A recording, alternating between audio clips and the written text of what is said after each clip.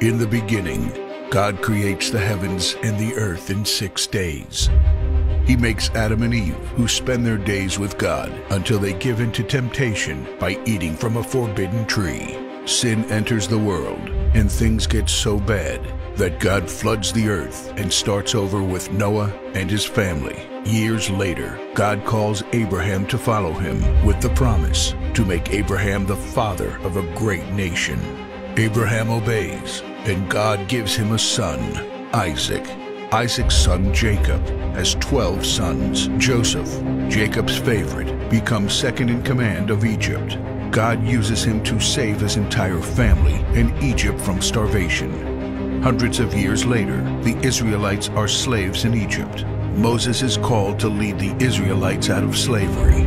Joshua takes over after Moses and leads the people into the promised land.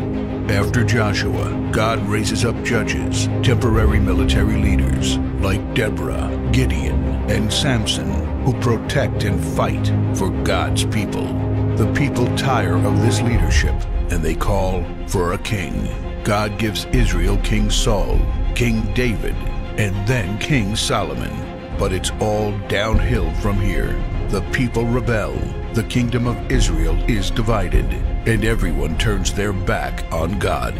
Prophets like Elijah, Isaiah, Micah, and Jeremiah warn that if people don't repent of their sins, there will be consequences. But the people ignore their warnings. The divided kingdoms are conquered, and God's people face captivity in foreign lands. People like Daniel show great courage and stand up for God when no one else does.